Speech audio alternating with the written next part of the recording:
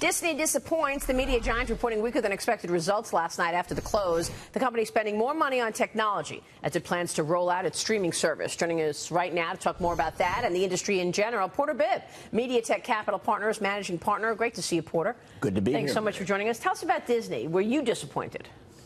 Yeah, you have to be a little disappointed, but basically Disney is not a day trader stock. It's an investor stock, and it's the long haul that you have to focus on with Disney. Bob Iger was a little laggard in moving into the new landscape that media occupies and going direct to the consumer, but he's got the materials, he's got the content now, and he's got the technology. He's also going to get Sky, by the way, which is going to give ESPN a major international footprint. You don't think Comcast gets Sky? I don't think so. Why?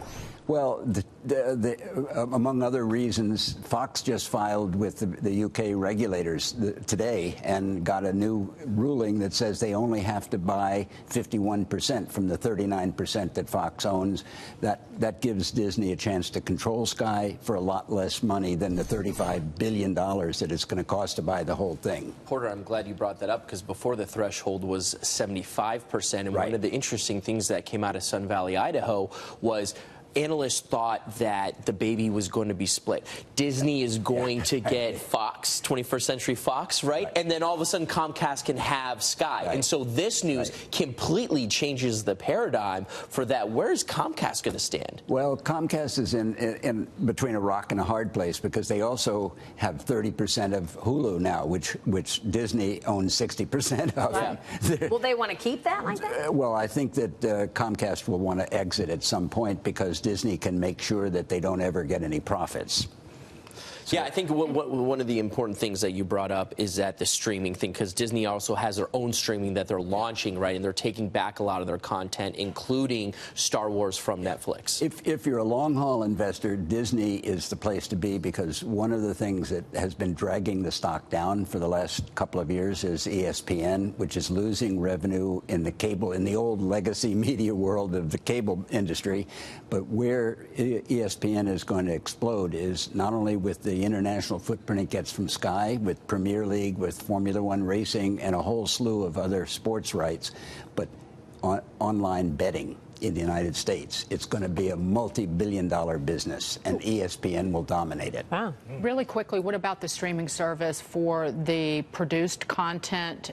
Do we have any? Did we get any window? Do you have a window into what that's going to look like? It's a little unclear because Iger has talked about combining Hulu and they call it Disney Flix in a single subscription package. We don't know how it's going to work out. The one thing to be aware of, though, is that streaming content market is really crowded. You've got Amazon, you've got Apple, you've got Netflix, you've got Microsoft coming in there, Google.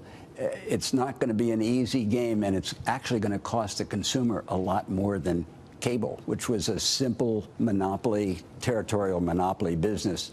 Streaming is universal, international, and it's going to be costly. Wow, that happened quickly. Yeah, a lot of the interfaces, though, to Disney's benefit, if they can get it right, a lot of the interfaces really stink. Well, there's no question.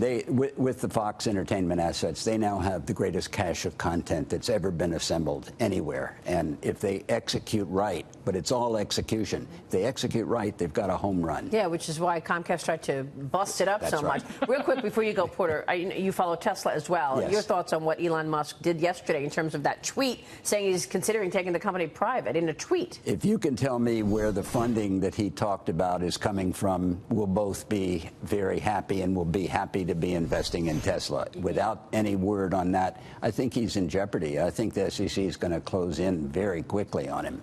Because of the fair disclosure rules? Yeah, absolutely.